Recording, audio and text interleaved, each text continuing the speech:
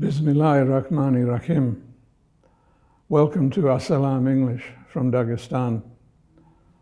This video, Flowers of Devotion, Women Who Healed, is one in a series, Flowers of Devotion, highlighting and honoring the many special achievements of women in Islamic society. In 1465, an elderly Turkish physician, Şerefeddin Sabuncuoğlu, presented a book he had written to Fatih Sultan Mehmed II in Istanbul, which he had conquered 12 years before. Sabuncuoğlu had traveled there from Amasya in north-central Anatolia, a favored city of the ruling Ottoman dynasty with whom he had and his family had close connections as doctors and scholars. From the 9th century onwards, it was customary across the Islamic world to provide charitable facilities for public health care, physically integrated with spiritual, to all regardless of religion, of ethnicity, and to train medical personnel in these establishments. For many years, Sabuncuoğlu had served as a director of the hospital in Amasya, the Darushita, House of Healing, built in 1308 to 1309 by Ilduz Khatun, wife of the Ilkhanid Sultan Olcay II. Sabuncuoğlu's book, The Royal Book of Surgery, is a landmark in the history of Islamic medicine. Written in the author's own hand, it is a manual of surgery, the first medical textbook to be written in Turkish rather than in Arabic or Persian, and the first in the Islamic world to provide explicit illustrations, in this case by Sabuncuoğlu himself, of how physicians should carry out the procedures established. This manual is also unique in the history of pre-modern Islamic medicine, in depicting female as well as male doctors undertaking specialist operations. Although there is abundant historical written record of Muslim women specializing in healthcare at all levels, women were infrequently depicted in medical contexts. Usually the birth of famous male figures in Islamic history or literature, such as Rustam. In all these cases, male doctors are doing the supervising with women in attendance. Nevertheless, birthing and female healthcare in general was customarily the responsibility of women healers and midwives. There was a general discomfort in traditional Islam about male doctors examining or physically treating females, except in case of extreme necessity. A perspective shared by a number of prominent Muslim scholars, including Ibn Hanbal, Ibn Khaldun, and Ibn al-Jazar. Women as caregivers and healers are fundamental to human society in Islam. In Islam, women nurses were praised from the time of the Prophet Muhammad, peace be upon him, himself. By popular tradition, the first nurse, today we would call her a doctor, in Islamic history was Rufaida bint Sa'ad, also known as Rufaida as-Aslamiyya. Among the first in Medina to accept Islam, Rufaida acquired medical knowledge and skills by assisting her physician father, Sa'ad al-Aslamo. She herself devoted herself to nursing and general medicine and would treat patients at the Mosque of the Prophet in Medina. In times of holy war, she led volunteer nurses to treat the wounded in field hospitals, to which the Prophet, peace be upon him, himself directed all casualties. Rufaida also worked as a social worker, helping to address community health issues, orphans, and other children in need, invalids, and the poor. Arabic biographies described her as an exemplary nurse, kind, compassionate, a good leader, and a willing and effective teacher. A number of other Muslim women are remembered as doctors and nurses in the time of the Prophet, including the learned al-Shifa, Layla bint Abdullah, Hatiyya, Nusayba bin Harith, al-Ansari, and Umar al-Ansariya. The first record of women actually working in a Muslim hospital are Sudanese nurses employed in the 9th century at one of the first great hospitals of the Islamic world, Ad-Dimnahin in Kairouan, Tunisia, which was built in 830 by the Aghlabid ruler of Ifriqiya, Ziyadat Allah I, 1817 to 1838.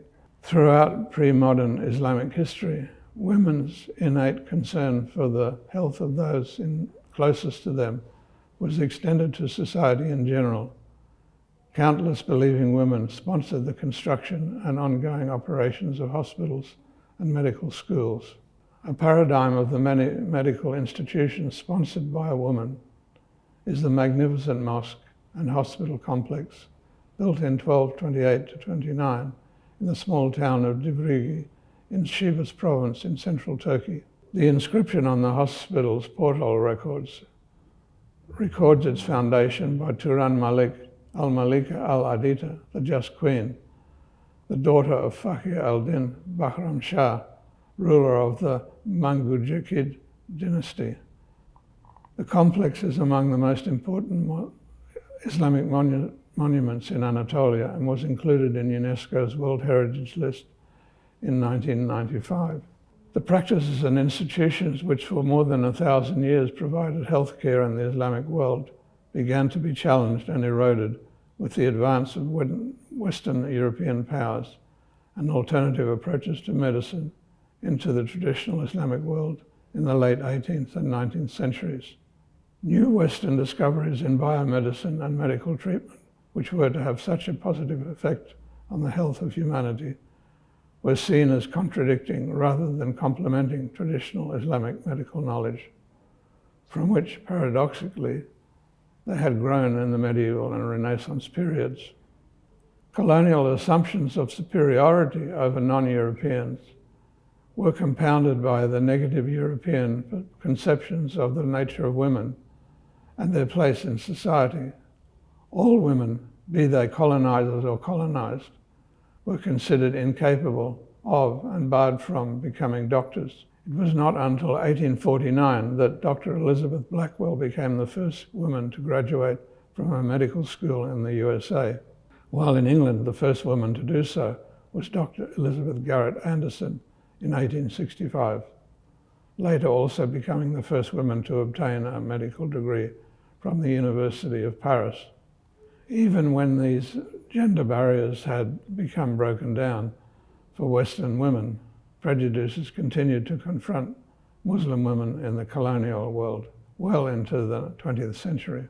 A heroic example of one who prevailed against such obstacles was Dr. Torhida Sheikh, who became the first Tunisian Muslim woman to graduate as a physician under French rule. In 1928, she became the first native Tunisian to receive a baccalaureate degree and graduated in medicine in Paris in 1936, against strong objections from relatives to whom her mother firmly responded, "My daughter wants to study and learn, and you know very well that this is required in Islam for both women and men." From the 1920s onwards, the USSR was notable for its constructive role in promoting equality of education, resulting in many women excelling in the medical professions across its vast Muslim majority regions. A legacy which continues today in the Russian Federation.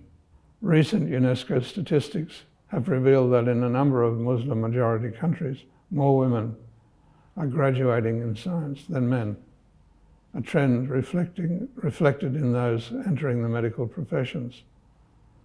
Today, the challenges to Muslim women being professionally engaged in medicine are primarily those of economic and geographic access to education.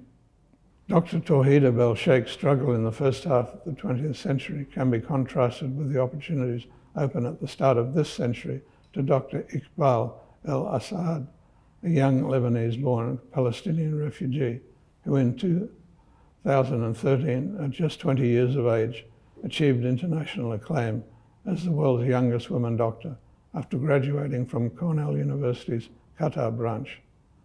She then became qualified as a specialist in pediatrics at the Children's Hospital in Cleveland, Ohio, in the United States, and is now a practicing pediatrician and already publishing research into pediatric cardiology. She hopes to ultimately return to the Middle East to provide medical care to children in the camps of Palestinian refugees whose health concerns inspired her to become a doctor.